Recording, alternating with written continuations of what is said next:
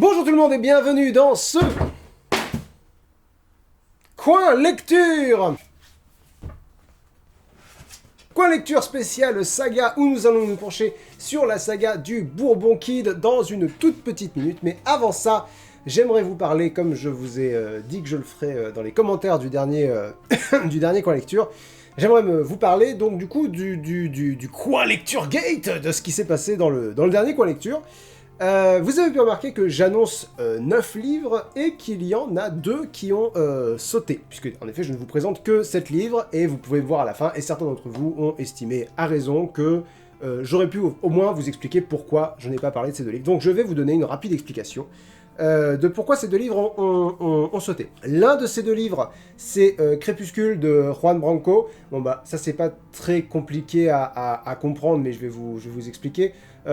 D'une part, Juan Branco est une personnalité polémique, et c'est surtout une personnalité politique, quoi. C'est une personnalité qui est impliquée politiquement, en l'occurrence contre Macron, enfin je rentre pas dans les détails, mais voilà. Et étant donné qu'on est en pleine période d'élection présidentielle, je me suis dit que c'était pas le bon moment, et d'autre part, je suis très peu renseigné, très peu sensibilisé à la chose politique. Voilà, j'ai fini par estimer que mon avis n'était pas pertinent, et en plus que c'était pas le moment, que mon avis sur ce livre allait plus vous embrouiller, vous faire chier, me faire chier, enfin c'était pas une bonne idée de partager mon avis sur ce livre à ce moment-là. Et l'autre livre, donc c'était le livre de l'un d'entre vous, donc vous avez pu voir dans le tableau sur lequel vous pouvez voir tous les livres que j'ai lu dans le coin lecture, que j'ai chroniqué dans le coin lecture, qui se trouve dans la description de la vidéo. Sur ce tableau, vous pouvez voir que la note que je lui ai mise est très mauvaise, quoi. Il n'y a pas 36 façons de le dire. Et du coup, j'ai estimé qu'il valait mieux qu'il voie la critique avant tout le monde.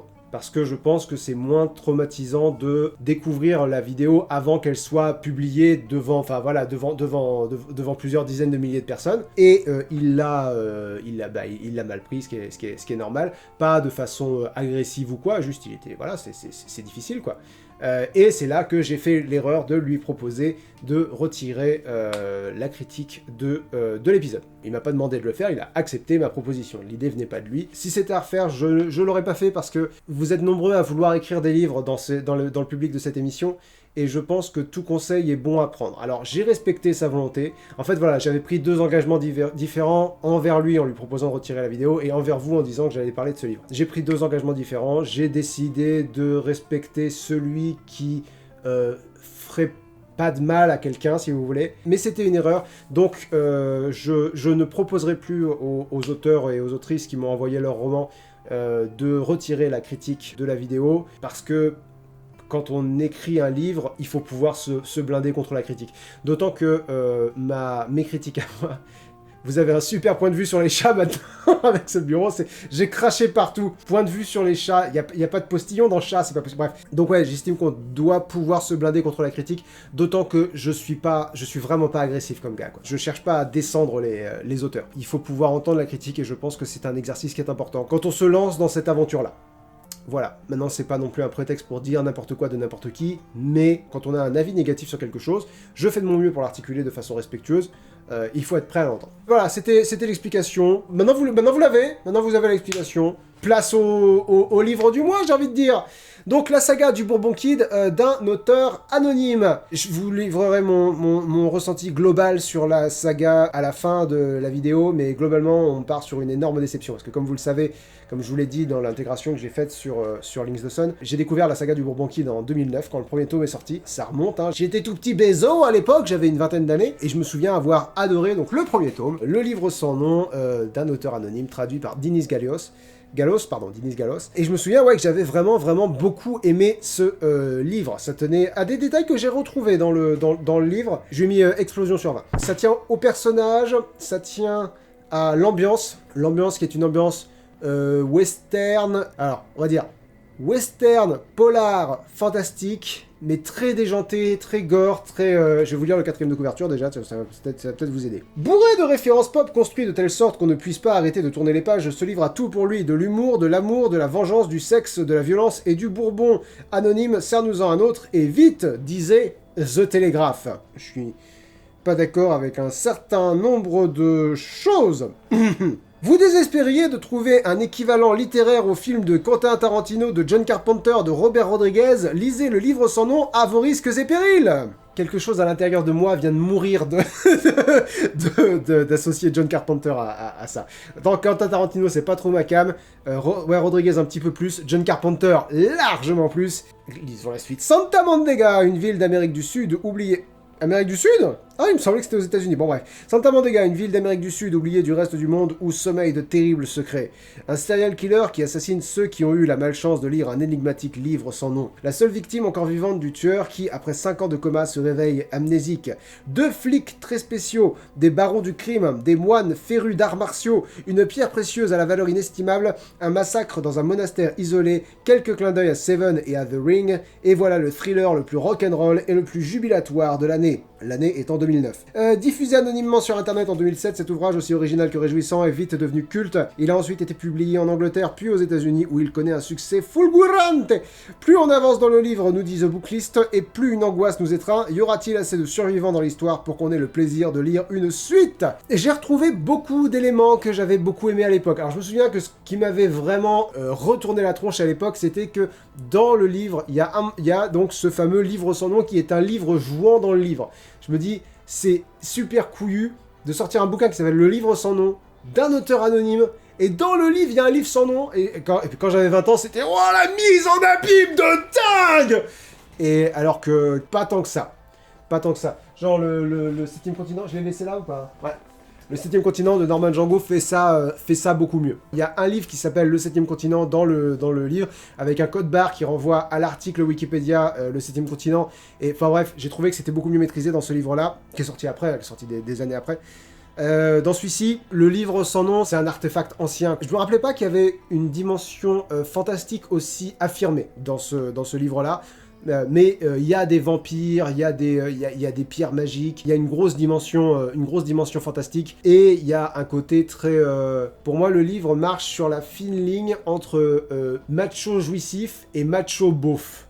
Macho jouissif, c'est genre... ouais, ça va pas vous parler parce que c'est pas un jeu très connu, mais je pense au jeu vidéo Broforce, où globalement tu joues plein de personnages de films d'action des années 90, pixelisés et rendus de façon à ce que leurs muscles soient vraiment ridiculement épais, et énormes quoi. Et le but c'est de tirer sur les terroristes pour aller sauver le Viet Cong avec un gros bazooka, et enfin voilà, c'est une espèce de dérision d'hyper masculinité. Et des fois on vire dans le macho beauf. Et macho beauf, c'est un truc non.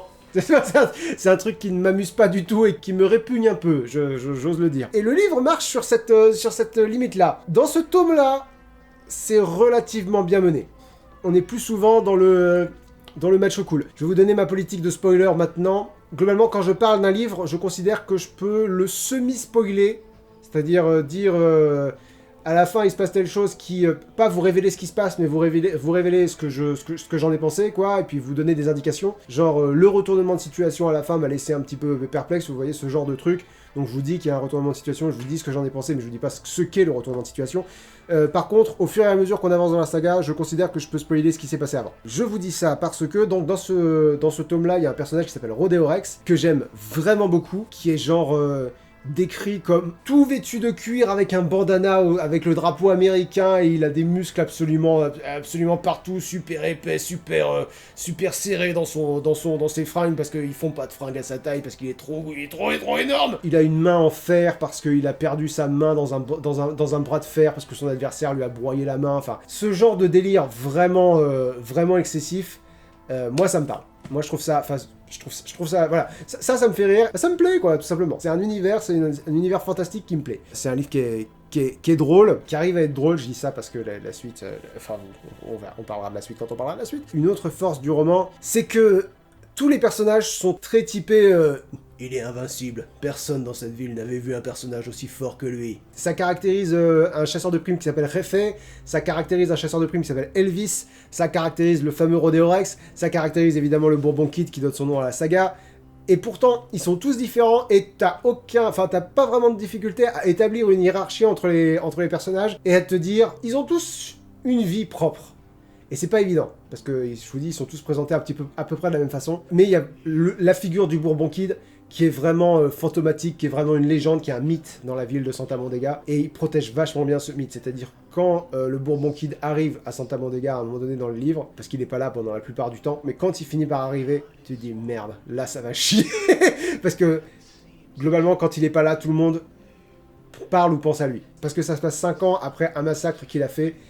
Et ce massacre-là a tellement marqué les mémoires que tout le monde a peur de lui. Tout le monde craint le jour où le Bourbon Kid reviendra. Certains pensent qu'il est mort, certains pensent qu'il a disparu, certains pensent qu'il a jamais existé. Et du coup, quand il arrive... et le livre installe vachement bien ça. Je vais lire ma conclusion, ça ira plus vite que si je tourne autour du pot et ça sera plus agréable à écouter. Il est très bon, dis-je, mais moins bon que dans mon souvenir. Il m'a pas retourné, quoi. Il est bon.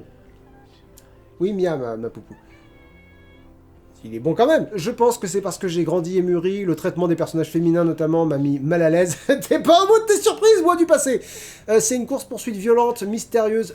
Ils courent tous après l'œil de la lune, qui est le fameux joyau magique. C'est une course-poursuite violente, mystérieuse et en fin de compte fantastique, avec des personnages très marquants, tout dopés à la testostérone et à l'adrénaline, ponctués de massacres sanguinolents et de références à la culture pop, et avec une résolution pleine de rebondissements et de révélations. Alors je vais partir sur la fameuse explosion de l'émoticône, parce que c'est pas mal ce qui a prédominé, le rythme, la violence, tout est un peu explosif. Donc on est sur quelque chose d'assez... On est sur un bilan très... Enfin, pas très positif, mais globalement positif. C'est une bonne lecture. Est-ce que je vous conseille le premier tome? Oui.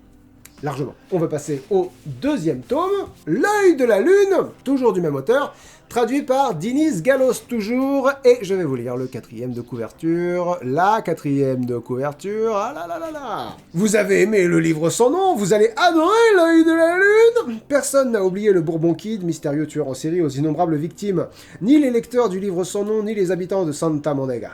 L'étrange cité d'Amérique du Sud où sommeillent toujours de terribles secrets. Alors que la ville s'apprête à fêter Halloween, le Bourbon Kid devient la proie d'une brigade très spéciale, une proie particulièrement coriace, de celle qu'il ne faut pas rater sous peine d'une impitoyable vengeance. Si vous ajoutez à cela la mystérieuse disparition de la momie du musée municipal et le kidnapping d'un patient très particulier de l'hôpital psychiatrique, vous comprendrez que la nuit d'Halloween à Santa Mondega risque cette année de marquer les esprits. Avec le livre sans nom diffusé sur internet avant de devenir l'un des premiers ouvrages cultes du siècle nouveau, un petit peu des caisses. Un auteur anonyme nous donnait pour la première fois l'équivalent littéraire des films jubilatoires et explosifs de Quentin Tarantino ou de Robert Rodriguez. Ah, Carpenter s'est barré. Avec L'œil de la lune, le même auteur, toujours aussi anonyme et déjanté, revient sur les lieux du crime pour un nouvel opus, tout aussi inclassable de cette saga survoltée et jubilatoire. À propos du livre sans nom, bourré de références pop, etc., on l'a déjà lu. C'est pas bon ça quand ils mettent les critiques du livre d'avant sur le livre que t'es en train de lire.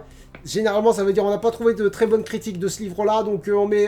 Rappelez-vous, comme le premier était bien. Celui-ci, je lui ai mis potentiomètre sur 20, je vais vous expliquer pourquoi. Au départ, on a un flashback 18 ans avant le livre sans nom. Est-ce que tu veux venir, ma poupou? Au départ, on a donc un flashback 18 ans avant. Et ça donne pas mal le ton de ce tome-là. On reste pas 18 ans avant, mais voilà, au départ, on est 18 ans avant, et c'est pour revivre le traumatisme qui a fait du Bourbon Kid le Bourbon Kid. Le moment où il a censément perdu son âme, un truc comme ça. Il est évoqué à la fin du livre sans nom et on le vit, quoi, on nous le raconte vraiment au début de L'œil de la lune. Alors dans celui-là, en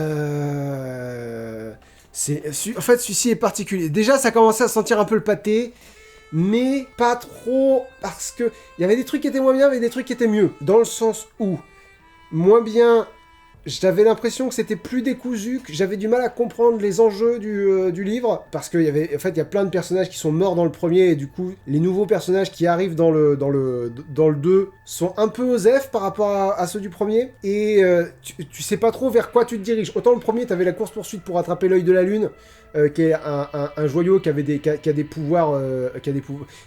En fait, un méchant compte se servir de l'œil de la lune pour avoir des pouvoirs très particuliers, pour faire quelque chose de particulier. Dans celui-là, tu saisis pas trop l'enjeu, tu saisis pas trop qu'est-ce qui va se passer, s'il faut faire quoi vite. et du coup, c'est un peu décousu. Par contre, là où c'est mieux, c'est que le Bourbon Kid est vachement humanisé. C'est-à-dire que on nous raconte son passé, on nous introduit 3 nouveaux personnages qui sont hyper importants pour lui, à savoir son amour de jeunesse. Je spoil pas, c'est dans les premiers chapitres. Son amour de jeunesse, son frère, qui est un personnage hyper important, et sa mère, qui est aussi un personnage hyper important. contre, oui, c'est aussi dans ce tome-là qu'on apprend son vrai nom, qui est pas très inspiré, son vrai nom, enfin bon, et surtout, c'est bizarre d'apprendre son vrai nom alors qu'il reste tout ça de tome derrière, mais bon, il pouvait pas faire un énorme retournement de situation sur son nom non plus, donc fallait bien y aller un moment. Ouais, non, en fait, la lecture a été globalement moins agréable que le premier, mais plus de choses avaient été mises en place pour que l'histoire passe un niveau, on va dire ça comme ça. Dans celui-ci, il y a le Saint Graal, par exemple. Et dans celui-ci, il y a son frère. On découvre les gens que le Bourbon Kid, qui jusque-là n'était qu'une légende presque, on découvre les gens qu'il aime. On découvre quel est son rapport avec son père. On découvre des trucs qui pourraient devenir très intéressants. En fait, si vous regardez mes notes de lecture dans la description de la vidéo, vous allez voir que j'ai pas vraiment grand-chose à dire sur le deuxième tome. Je vais vous lire ma conclusion. On en apprend beaucoup plus sur le Bourbon Kid, incluant son nom d'ailleurs. Et ça, c'est une bonne chose. Mais globalement, ce tome est moins fun, plus sombre, mais aussi plus personnel que le livre sans nom. Et il porte mal son nom parce qu'il y a assez peu question de l'œil de la lune. Donc j'ai fini par le noter potentiomètre, dans le sens où l'auteur anonyme corrige plusieurs éléments, sans doute anticipant la suite. Moi, c'est comme ça que je l'ai vécu. Il y a moins de références culturelles, il y a moins de... ça devient plus sérieux, et aussi plus fantastique. Enfin voilà, ça met en place plein de trucs. Et je me suis dit, ok, on est en train de ranger l'échiquier. On est en train de redonner la mise pour les prochains tomes. J'ai mis une violence plus impactante. Ah oui, il y a des scènes de torture. Oui, globalement, pour toute la saga, âme sensible s'abstenir, évidemment. C'est à la fois en termes de violence et de violence sexuelle et de violence tout court. Enfin, tout est très rentre-dedans. Faut pas avoir un sujet de violence qui vous pose problème. Là, je vous dis pas qui se fait violer, parce qu'il y a un viol dans pratiquement tous les tomes. L'auteur a un vrai problème avec son trou du cul. C'est-à-dire que dans tous les tomes, il y a un personnage, presque tous les tomes, en fait, ça m'a choqué au bout d'un moment, enfin, ça m'a frappé au bout d'un moment, donc c'est peut-être pas tous les tomes, mais dans presque tous les tomes, un personnage finit avec quelque chose dans le cul, en guise de punition.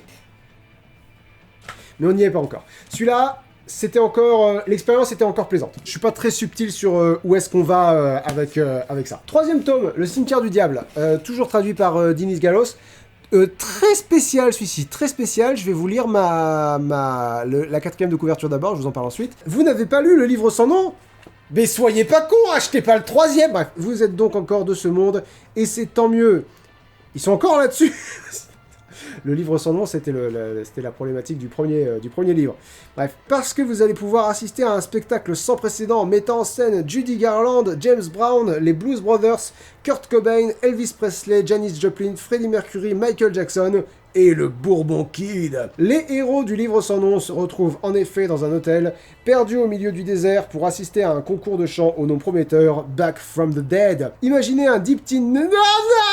Imaginez un deep teen noir, rock, revu et corrigé par Quentin Tarantino. Vous y êtes, c'est encore mieux. Arrêtez de traîner le nom de ce pauvre Quentin Tarantino. C'est pas Quentin Tarantino. Autant le premier, tu peux te dire, ah, peut-être. Autant le dernier, non, c'est pas Quentin Tarantino. Non, je refuse de croire que Quentin Tarantino écrit ça. Et alors, l'allusion à Ils étaient 10. Je préfère utiliser le nom Ils étaient 10. Je suis désolé, chacun sa préférence. On va pas débattre de ça maintenant. C'est juste une insulte, parce qu'en plus, il y a pas... C'est même pas une insulte, parce que ce serait une insulte si c'était Ils étaient 10 mal écrit, mais il y a absolument aucun point commun à part que des gens meurent, donc je vois pas du tout ce qui... Oui, les gens meurent les uns après les autres, mais on sait qui les tue, on assiste à leur mort, enfin, il y a aucun... c'est pas pertinent du tout comme comparaison. Tente de cirque sur 20, il est très spécial celui-là, il est très spécial dans le sens où, là pour le coup, ça se passe pas à Santa Mondega, et ça se passe... Alors, au niveau de la chronologie, je vous ai dit, il y a le début de l'œil de la lune, qui se passe 18 ans avant l'action principale. Là, ça a lieu entre les deux. Ça a lieu, je crois, 5 ans avant le livre sans nom et l'essentiel de l'œil de la lune. Donc, on est dans le passé. Certains personnages qu'on n'a pas vus depuis le premier font leur retour. D'autres personnages établis sont là. Certains personnages apparaissent pour la première fois, genre la Janis Joplin, elle devient assez importante dans la suite de la saga. Et c'est une émission de... Enfin, dans un hôtel, il y a un télécrochet qui a lieu, les gens chantent, et en fait, c'est une ruse, parce que celui qui va gagner doit signer un contrat avec le diable, et je me dis, est-ce que c'est une métaphore du milieu musical ? Qu'est-ce qui se passe ? Et ça n'a pas grand-chose à voir. Il y a le Bourbon Kid qui est là, ça introduit... le cimetière du diable qui est un lieu. Ça introduit quelques nouveaux personnages. Mais, en fait, l'œil de la lune se termine vraiment en mode la suite au prochain numéro. Christophe Agius, si tu me regardes, je regarde les PPV en français maintenant, ça y est, c'est plus des PPV, les PLE, je regarde les PLE en français maintenant. Bref, l'œil de la lune se terminait vraiment en mode la suite au prochain numéro, et là, on a un tome où on n'évoque plus du tout ce qui se passe dans l'œil de la lune. C'est les mêmes personnages, mais ça se passe 5 ans avant, aucune répercussion. Alors, il y aura des répercussions dans le tome d'après, tant mieux, parce qu'on a commencé à raconter une histoire, ça serait bien qu'on à la fin quand même. Très, très spécial, et je peux même pas vous dire, il est complètement détaché, vous pouvez le lire sans avoir lu ceux d'avant, parce que c'est le Bourbon Kid, et ça parle de sa vie qu'on a appris à connaître, il y a des éléments qui reviennent de sa vie qu'on a appris à connaître dans le tome 2, donc non, faut avoir lu les 2 premiers pour lire le 3e, mais le 3e est totalement déconnecté de la saga. C'est vraiment juste, les personnages ont vécu telle aventure, et ça a introduit des personnages pour la suite. Là, je commençais à trouver que le personnage commençait à trébucher un petit peu trop dans le mauvais goût, genre le personnage de Janis Joplin par exemple, elle a un tourette. Je veux pas être celui qui fait la morale, ça m'amuse pas, mais quand t'as un personnage qui dit j'aime bien les filles qui disent des saloperies, voilà, tu te dis ouais, la tourette c'est un handicap quand même. C'est Après, si ça vous fait rire, si vous êtes un peu plus décomplexé que moi au niveau de l'humour, et si le Tourette, vous trouvez ça super drôle, bah voilà, vous allez bien ne me parlez jamais, et vous allez bien rigoler. Mais voilà, c'est un peu... Je trouve que c'est un peu de mauvais goût, mais c'est moi, voilà, je suis comme ça. Je vais vous lire ma conclusion. D'une façon générale, le roman, quand je lis les conclusions, vous pouvez retrouver mes conclusions dans mes notes de lecture, dans la description de la vidéo. D'une façon générale, le roman est nettement mieux construit, l'intrigue est limpide, le suspense bien maintenu. Oui, parce que dans l'œil de la lune, je vous ai dit, on sait pas trop où on va, et ni pourquoi on y va, enfin on sait pas. Que dans celui-là, on a l'enjeu, on a qu'est-ce qui risque de se passer, comment est-ce qu'on peut faire pour que ça se passe pas, on sait ce qu'il faut. Le truc bizarre, c'est que ça donne vraiment l'impression d'être une petite bulle au sein de l'univers Bourbon Kid, genre je vais vous raconter cette anecdote qui a concerné pas mal de personnages dans un lieu qui ne reviendra sans doute pas, le lieu arrête pas de revenir, j'ai été con d'écrire ça, et qui n'a aucune application. C'est un peu le Last Jedi de cette saga, pour le moment, parce que isolément, c'est le meilleur des trois, mais il prend le contre-pied de ce qui a été établi dans l'œil de la lune. C'est-à-dire que je vous ai dit que dans l'œil de la lune, ma note finale c'était le potentiomètre, parce qu'on règle des trucs pour que ça change.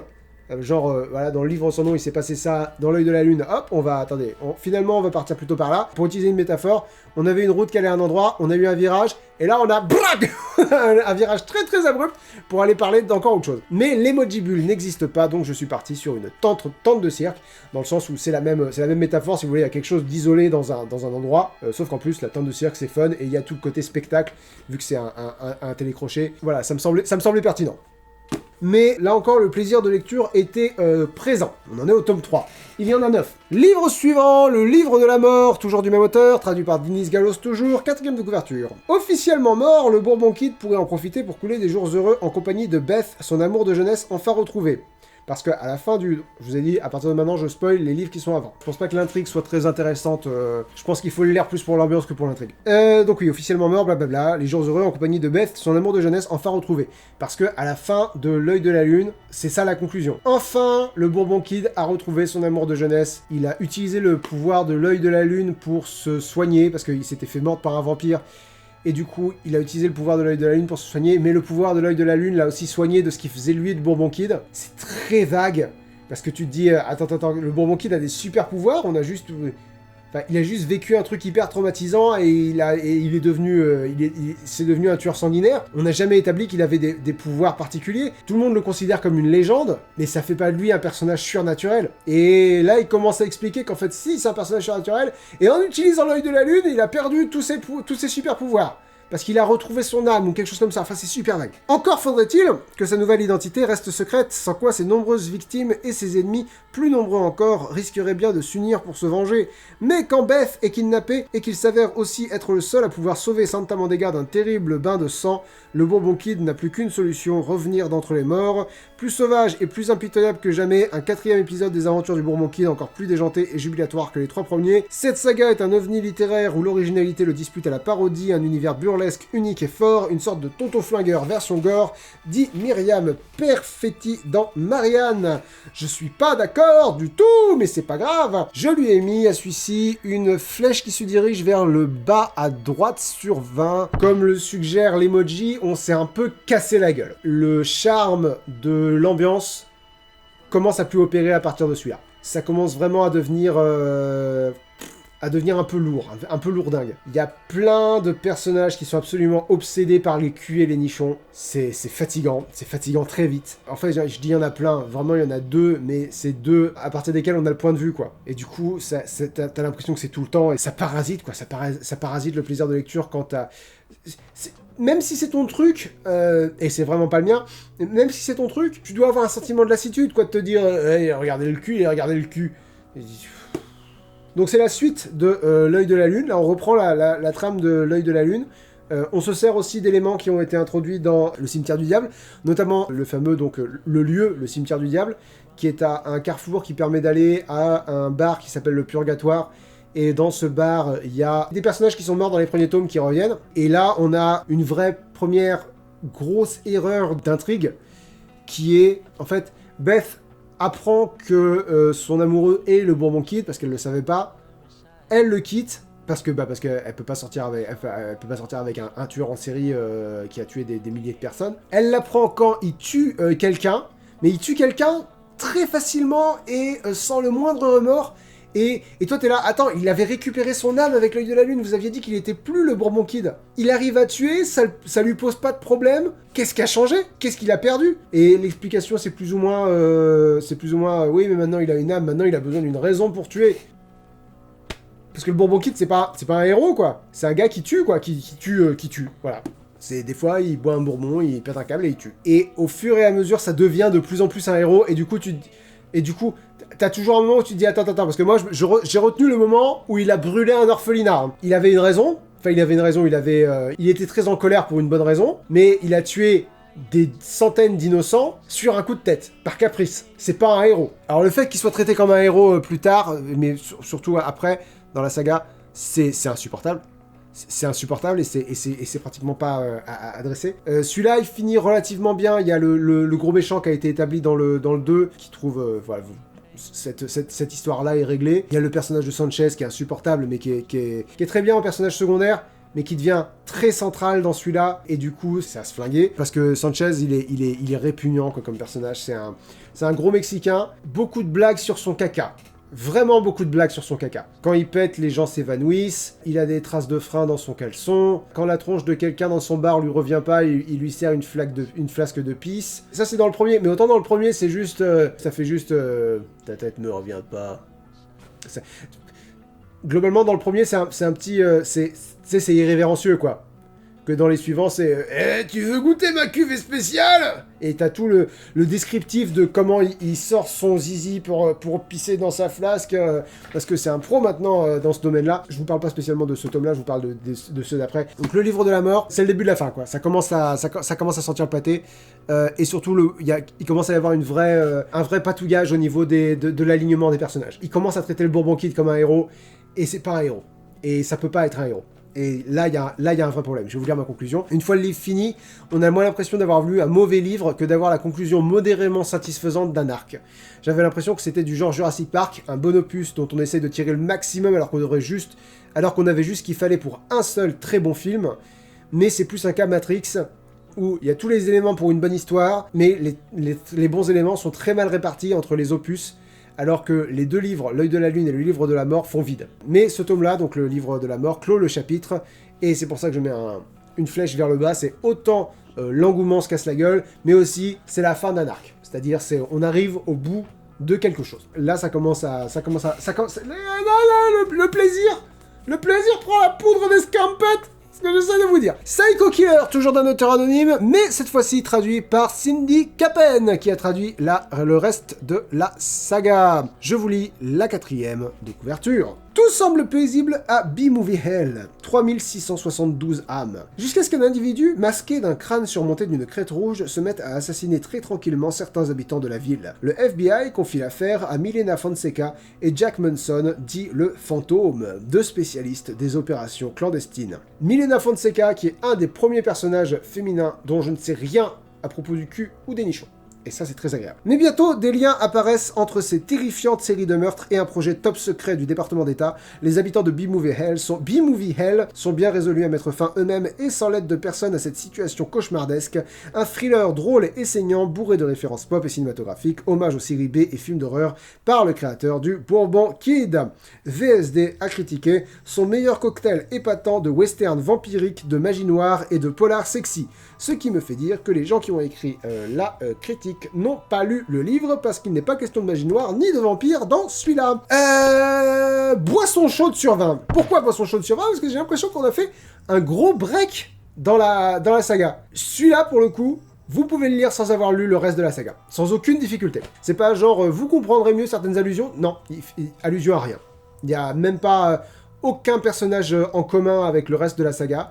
Ça se passe dans le même univers, mais c'est complètement différent. Et encore, je vous dis, ça se passe dans le même univers, ça se pourrait ne pas se passer dans le même univers, que ce serait exactement la même chose, sauf pour les... dans les épisodes d'après, les personnages introduits dans ce roman-là reviennent. Mais dans celui-là, il n'est absolument pas question du Bourbon Kid, il n'est pas question de Sanchez Garcia, le barman, il n'est pas question de Elvis, de Rodeo Rex, du diable qu'on a rencontré dans le tome 2, dans le tome 3, pardon. On est sur complètement autre chose, et celui-là est relativement bon. Telle une boisson chaude, finalement. Il a les qualités des premiers. Tu sais où tu vas, tu sais pourquoi tu y vas, il y a un retournement de situation que t'as pas vu venir. Le personnage de l'Iroquois, donc le tueur au masque, est vraiment très cool. Et d'ailleurs, il est beaucoup plus cool que le Bourbon Kid. Ça aurait dû être lui le personnage central de la saga. D'une façon générale, on est sur quelque chose de mieux maîtrisé et de plus agréable. Maintenant, il a toujours certains défauts de la saga. C'est-à-dire qu'il y a un humour très gras. Il y a, dans celui-là aussi, il y a un personnage qui se prend quelque chose dans le cul. Mais il s'avère qu'en fait, il aime ça. Le plus frustrant, c'est que ça arrive 2 fois dans la saga. Là, c'est la première fois, mais ça arrive 2 fois dans la saga qu'un personnage féminin éclate les couilles de quelqu'un, et en fait, il se trouve que le personnage masculin, le gars qui se fait éclater les couilles, eh ben, il adore ça. Ça arrive 2 fois. Ça arrive 3 ou 4 fois qu'un personnage se fasse éclater les couilles tout court. Mais 2 fois, en fait, il adorait ça. Et le personnage féminin ne savait pas. Je sais pas trop quoi vous dire de plus, en fait. Il est un peu particulier, celui-là, dans le sens où vraiment complètement détaché de la saga. 2 nouveaux personnages qui sont très cool. Il y a des personnages au FBI qui sont chouettes. L'Iroquois est vraiment très bien. Mais si vous voulez, c'est difficile de le juger dans l'optique de un épisode d'une saga. Et je vais vous lire ma conclusion. Je suis un peu obligé de penser ce roman en termes d'opus d'une saga, parce que je dis, et je suis un peu surpris, un peu déçu que rien n'évoque l'univers du Bourbon Kid, à part le style de l'auteur. C'est pas compliqué, il y a aucun élément fantastique. Psycho Killer fait un peu figure d'intrus dans la saga, mais comme elle commençait à tourner en rond avec des personnages que j'aimais pas, notamment Dante et Casey, qui sont un couple que je supporte pas, parce que Dante est très con, et Casey est éperdument amoureuse de lui, et ça me gonfle. Mais comme elle commence à tourner en rond avec des personnages que j'aimais pas, cette distraction a été franchement bienvenue. Je vais partir sur donc une tasse de café, enfin une tasse de boisson chaude. C'est une pause bienvenue avec que des trucs chouettes à l'intérieur, comme un meilleur Le Cimetière du Diable. Et aussi, oui, c'est vrai que j'ai bien fait de rajouter ça dans mes notes de lecture. Là-dedans, il joue beaucoup plus à fond les cartes des références au film et des hommages au film. Le Psycho Killer s'inspire directement de films pour faire ses tueries. Les références et les hommages culturels deviennent jouants dans l'intrigue. Et ça, je pense que c'était une bonne idée, qui ne sera plus utilisé après, ce qui est un peu dommage. C'est le dernier bon livre de la saga. Et je dis bon, il n'est pas pour tout le monde non plus. Mais il est bon. Tous les livres de la saga sont un peu bas du front, quoi. Sont un peu... des fois ça marche, des fois ça marche pas. Pour moi, globalement ça marche. J'ai aussi un humour un peu... mais pas trop non plus. Et parlons de pas trop non plus. Ah ouais, super transition, parce que celui-là c'est peut-être le pire à ce niveau-là. Le Pape, le Kid et l'Iroquois, toujours du même auteur, traduit par Cindy Capen. Donc je vous ai dit, elle a traduit le reste de la saga. Et je vais vous lire la 4e de couverture. D'un côté, le Bourbon Kid, tenant du titre de tueur en série le plus impitoyable et le plus mystérieux que la Terre ait jamais porté. De l'autre, avec plus d'une centaine de victimes à son actif, l'Iroquois, blouson de cuir rouge, masque d'Halloween surmonté d'une crête, challenger et sérieux prétendant au titre. Dit comme ça, t'as l'impression qu'ils vont s'affronter et tu te dis, le Bourbon Kid, on a établi qu'il était surnaturel. Le gars, il peut massacrer des vampires juste en les regardant. Enfin, j'exagère, mais... Il a déjà tué des milliers de personnes. Enfin, il n'a pas été arrêté par une armée de zombies, le Bourbon Kid. Donc l'Iroquois, c'est juste un gamin qui a été formé pour tuer depuis tout jeune. Il tient, enfin, ça tient pas la route, quoi. Le combat s'annonce terrible. Dans les coulisses, une organisation gouvernementale américaine spécialisée dans les opérations fantômes, une nonne, un sosie d'Elvis, quelques Hells Angels et une cible de choix pour nos psychopathes frénétiques, le Pape, en voyage secret aux États-Unis, sur la musique de Grise. Mais bon, bref. Nous vous convions au spectacle littéraire thriller le plus déjanté de la décennie. Joyeusement délirant, dit Philippe Blanchet dans Rolling Stone, l'auteur sans nom frappe encore plus fort puisqu'il réunit ses personnages phares. On retrouve intacte son écriture débridée et extrêmement visuelle, dit Vincent Brunner dans Slate. Je suis d'accord pour l'écriture vachement visuelle, le problème c'est que ça finit par jouer contre lui. C'est un avantage pour les gens qui ont pas, voilà, pour les gens qui tiennent pas à utiliser beaucoup leur imagination quand ils lisent, c'est un truc que je comprends. C'est vrai que c'est quand même plus sympa d'avoir beaucoup d'éléments pour pouvoir très bien te figurer la scène. Le problème c'est qu'au bout d'un moment, il se repose beaucoup sur des gags visuels, et les gags visuels à l'écrit ça marche pas. Si tu lis... le personnage est rentré dans la pièce et il a glissé sur une peau de banane et il est tombé sur les fesses.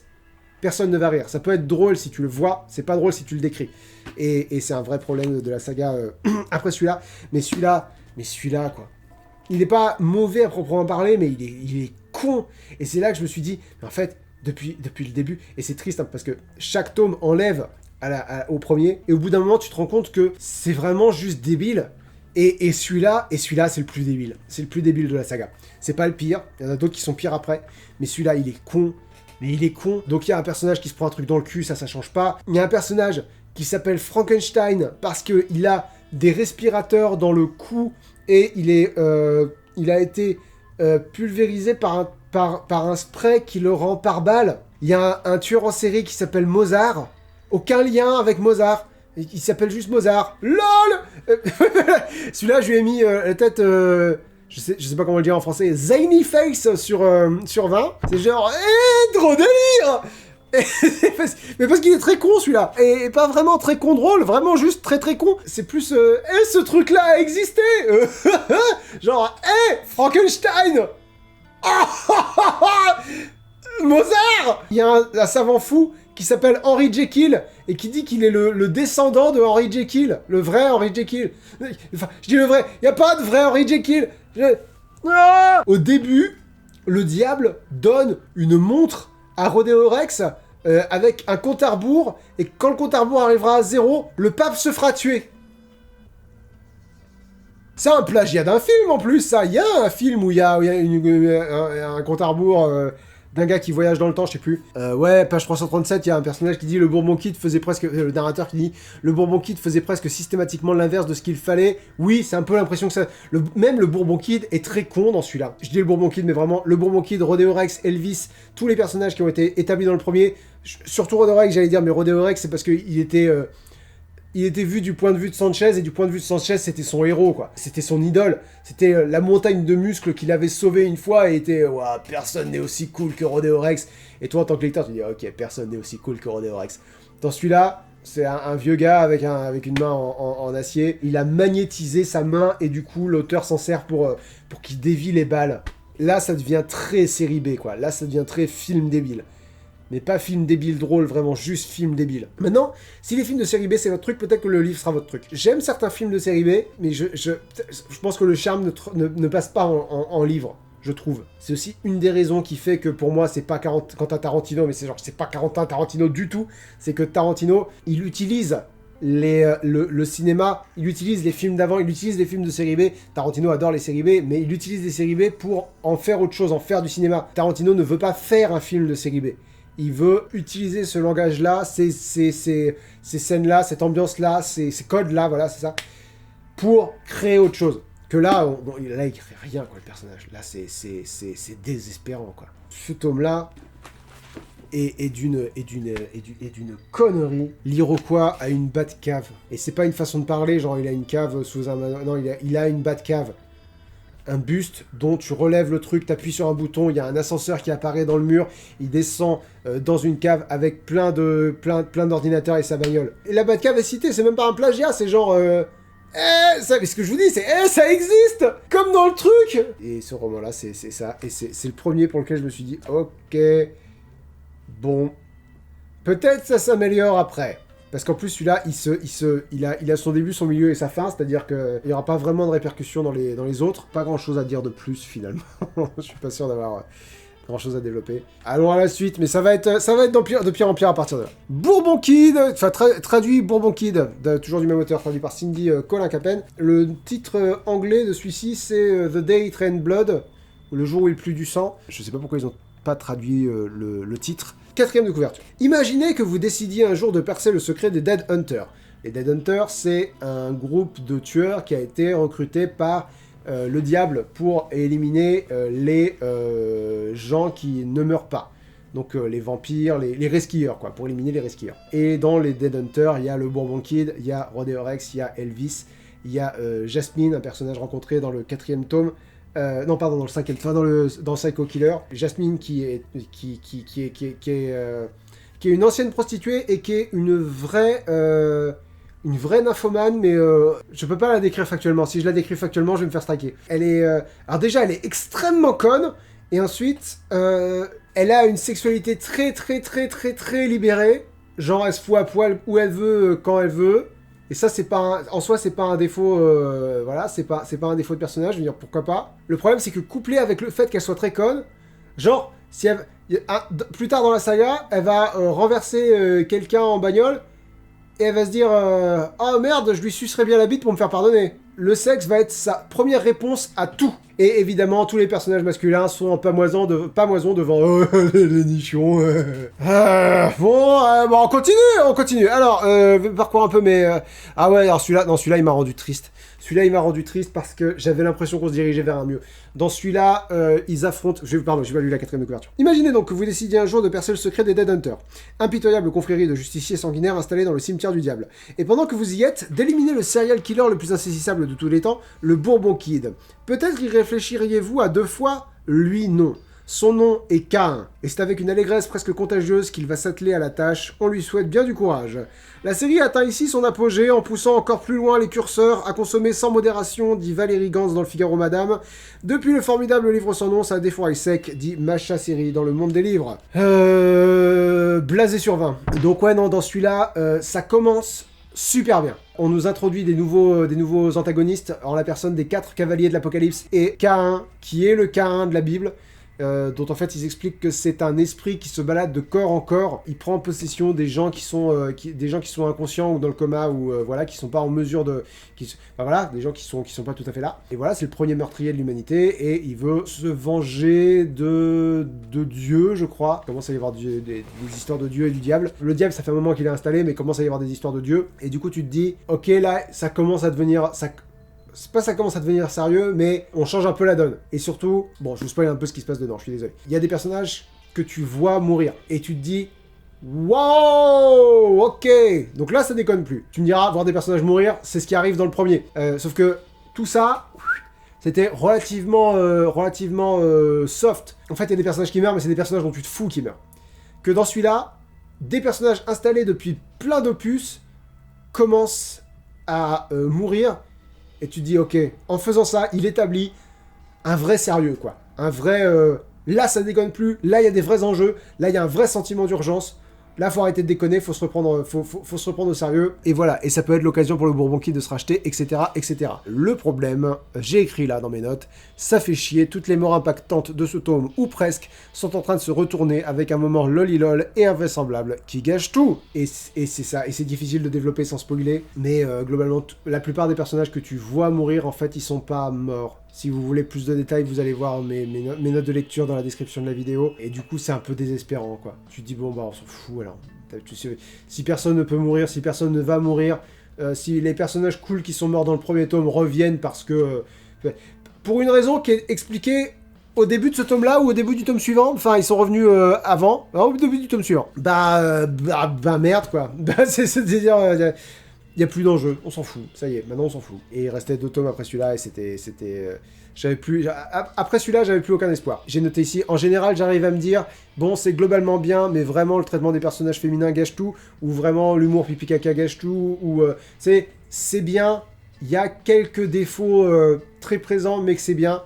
Mais parfois, comme maintenant, et j'écris page 113, je suis plus en mode, non mais réellement, c'est juste de la merde. Je me voile la face parce que j'ai bien aimé le premier tome, quand j'avais 20 ans, mais à plusieurs reprises, j'ai dû me forcer à continuer la lecture. Je passe pas un bon moment à lire ce livre, à lire cette saga. C'est un peu comme Ace Ventura, si vous voulez. Ace Ventura, c'est un film qui fait partie de mes films préférés, parce que quand je l'ai vu, quand j'étais gosse, quoi, quand j'étais tout petit, j'avais pas 10 ans, il me faisait hurler de rire, Ace Ventura. Je connais le film par cœur. Et du coup, il y a cet aspect Madeleine de Proust dont je peux pas et dont je veux pas me débarrasser. Parce que c'est à chérir les souvenirs d'enfance comme ça. Si je le découvrais aujourd'hui, je me dirais déjà la fin qui est homophobe et transphobe, qu'elle en peut plus, me foutrait extrêmement mal à l'aise. Mais en plus, je pense que je le trouverais pas si drôle que ça, quoi. Et j'ai un peu la même sensation avec la saga du Bourbon Kid, c'est-à-dire, j'ai découvert le premier tome quand j'avais 20 ans, et il m'a vraiment beaucoup marqué. Et du coup, j'ai envie d'y croire, j'ai envie d'être dedans, j'ai envie de bien aimer cette saga. Mais la vérité, c'est que...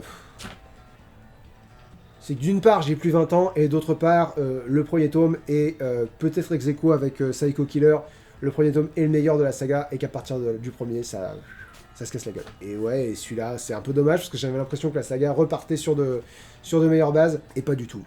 Au moment où Jasmine et Elvis, où on croit que Jasmine et Elvis sont morts, en fait, ils sont pas morts, ils sont juste tombés dans un décor d'une série, la planète des singes, et Jasmine tue tous les acteurs parce qu'elle pensait que c'était des images de synthèse.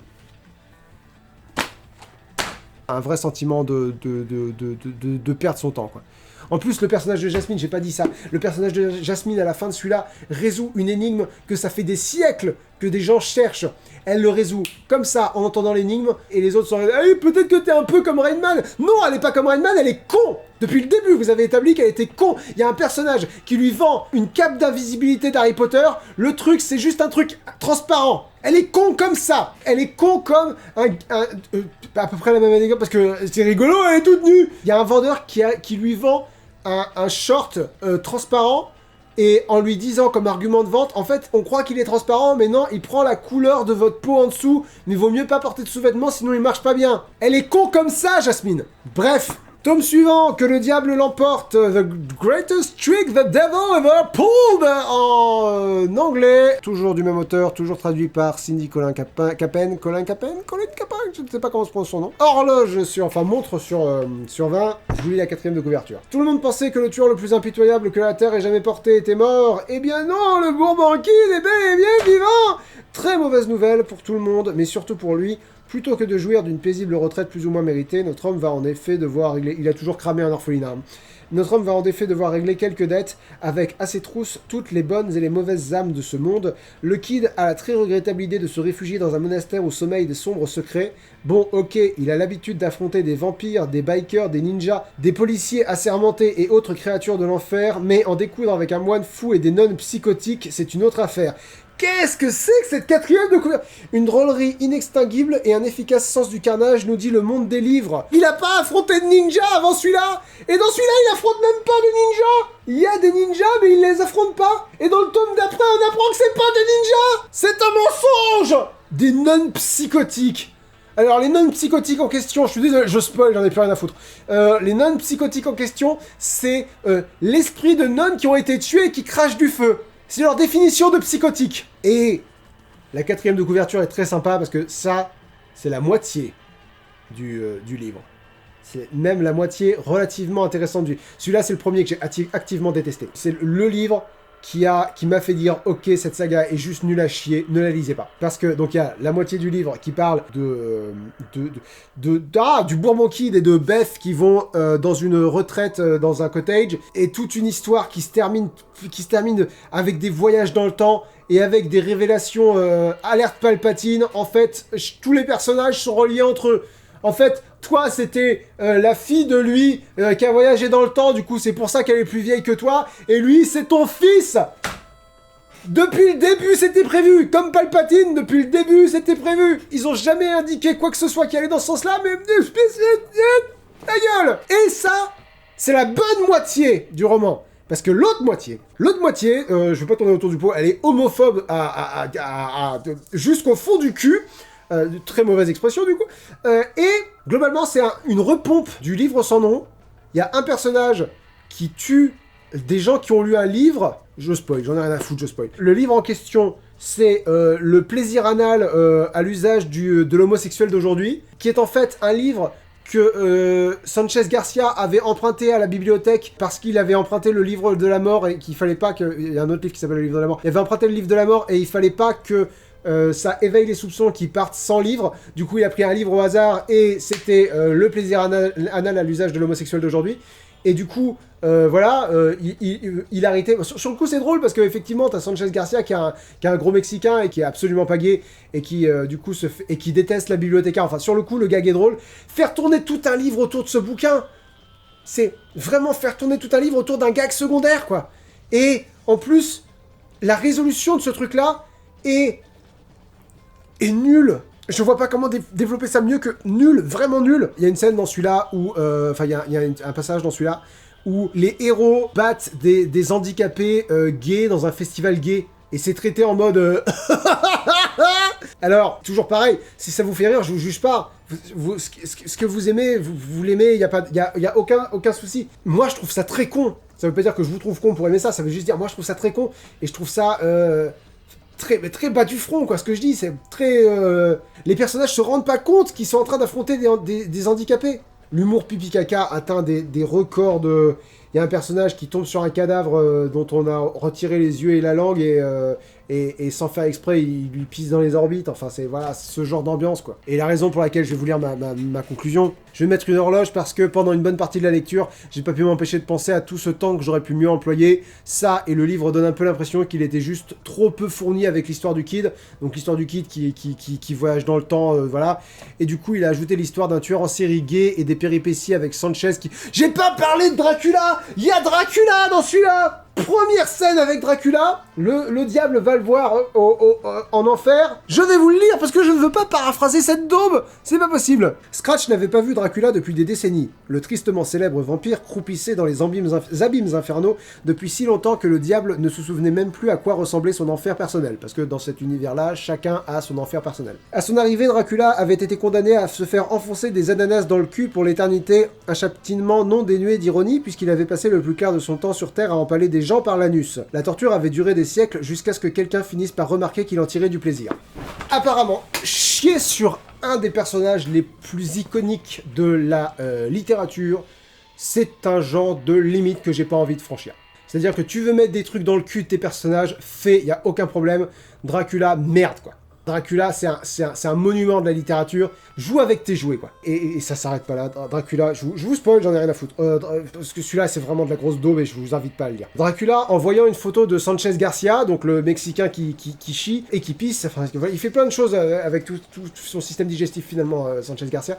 Donc Dracula, en voyant une photo de Sanchez Garcia, tombe éperdument amoureux de lui et veut le transformer en son conjoint pour l'éternité. Il se transforme en chauve-souris et va se planquer dans les toilettes du Tapioca, le bar de Sanchez. Mais comme Sanchez a des gaz, Dracula tombe dans les chiottes. Ah mais non, d'abord avant ça, Dracula va au Tapioca et essaye de draguer Sanchez Garcia. Vu que la tronche de Dracula lui revient pas, il lui sert sa fameuse cuvée spéciale de pisse. Dracula boit, mais il est malade, alors il va vomir dans les toilettes. Mais il y avait déjà un caca dans les toilettes, alors Dracula vomit sur le caca. Et après, donc, il se transforme en chauve-souris.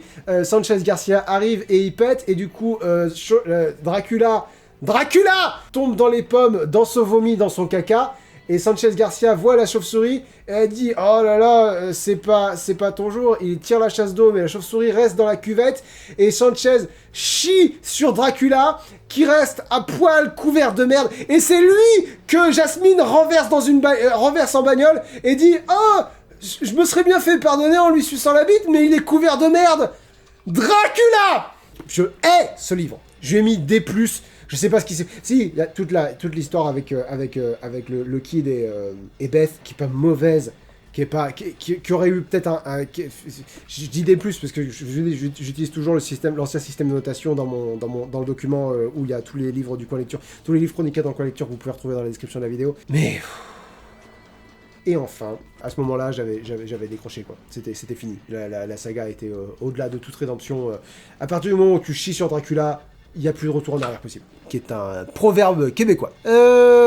Santa Mandega, d'un auteur anonyme, traduit par Cindy Colin Capen, aubergine sur 20. Je vous lis la 4e de couverture. Je suis la mort, personne ne peut me tuer. Oui, parce que dans ce tome-là, il y a la grande faucheuse. J'ai écrit page 23, donc quand le personnage vient d'être introduit. Le personnage de Barazima, c'est le nom de la grande faucheuse, est super bien présenté, entre parenthèses pas sarcastique. J'ai hâte que le kid le tue sans difficulté ou qu'il se fasse chier dessus ou qu'il se prenne un cactus ou autre chose dans le cul, entre parenthèses sarcastique. La 4e de couverture. L'heure est grave à Santa Mandega. Après avoir réglé son compte à Dracula, le Bourbon Kid est de retour, plus en colère que jamais. Sanchez, le patron du Tapioca, vient d'être nommé maire de la ville, et une tempête de neige à l'intensité biblique s'apprête à s'abattre dans les rues. Simple coïncidence ou ruse du diable, justement, celui-ci a réuni les meilleurs tueurs à gages qui existent pour éliminer le Kid. Parmi eux, un homme à la hache complètement cinglé, une sorcière, une tribu de cannibales, et alors la tribu de cannibales, c'est le cliché raciste que vous imaginez, et une armée de squelettes, et pour couronner le tout, il a convoqué la grande faucheuse en personne pour le Bourbon Kid et Dead Hunter, l'heure de la traque a sonné. La bande du Bourbon Kid au grand complet revient pour une nouvelle aventure, toujours plus trash, jouissive et barrée. Vu que tous les Dead Hunter ont plus ou moins trahi le diable décide de se venger. Tu te dis, tu peux pas échapper au diable. Surtout si le diable engage la mort. La mort, tu peux pas la tuer par définition. Mais c'est sans compter sur le fait que le livre est très con. Donc oui, si, tu peux la tuer sans problème. Tu peux même la tuer de façon très bête. Et tuer la mort ne pose aucun problème. Et genre, du coup, il arrive quoi aux gens que tu tues derrière si la mort est morte? Il meurt. Et si tu tues le diable, quelqu'un d'autre est en charge des enfers. Et tuer le diable est super easy, barely an inconvenience, dirait l'autre. C'est là-dedans qu'il y a un autre personnage qui aime qu'on lui maltraite les couilles et on l'apprend après qu'il se soit fait maltraiter les couilles. Je vais juste vous lire, j'ai écrit dans le combat final contre le diable, il se prend un godemiché qui fait des proutes dans la gorge. Voilà, c'est mon bilan. J'ai écrit, non mais plus sérieusement, quelle déception, nom de Dieu. Le premier livre était un coup de génie, Le premier livre était vachement bien, quoi. Il installait vraiment une ambiance, mais c'était un éclair dans une bouteille, comme ils disent en anglais, lightning in the bottle. Le reste de la saga est convenu de chez convenu. Oui, parce qu'il y a ça, dans le premier, tu savais pas trop à quoi t'attendre, ça allait dans tous les sens. Le héros était un anti-héros, certains personnages mouraient alors qu'ils ont été établis comme hyper importants, que celui-là, tous les gentils gagnent, enfin c'est nul. L'irrévérence devient de l'immaturité, les failles scénaristiques deviennent aberrantes. Je trouve pas mieux qu'une aubergine, genre, c'est une bite, la bite dans le caca. Voilà, sur fond de film de série Z. Tout s'est cassé la gueule, quoi. Donc dans l'ensemble, je vous conseille absolument pas la saga. Je veux pas dire que je regrette d'en avoir fait une intégration dans la parenthèse sur les meilleurs débuts de romans, parce que c'est chouette de faire des intégrations pour des livres. J'aurais préféré que ce soit des livres que j'aurais pu être fier de vous présenter, quoi. Parce que là, c'est marrant d'ailleurs que tous les livres que j'ai lus de Sonatine édités chez Sonatine depuis le début des coins lecture, je les trouve brillants.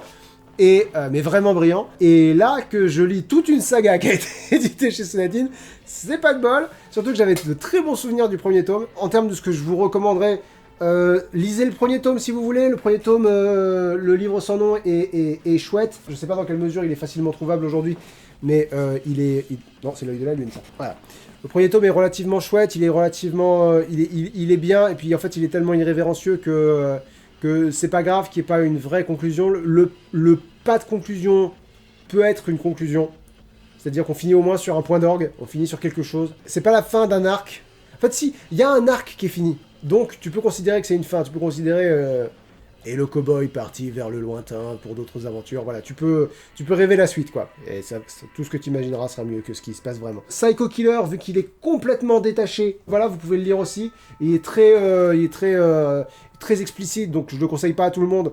Mais si vous êtes adulte et que vous aimez les trucs un peu crus, que ce soit en termes de violence ou de sexualité, ça peut être votre truc. Les autres tomes, de toute façon, voilà. Lisez peut-être L'œil de la lune L'œil de la lune, Le cimetière du diable et Le livre de la mort, voir si le style continue de vous parler. Et si ça vous plaît, continuez, hein, faites-vous plaisir. Mais juste vraiment, soyez prévenus que ça finit par devenir vraiment très con, quoi. Ça finit par devenir vraiment très...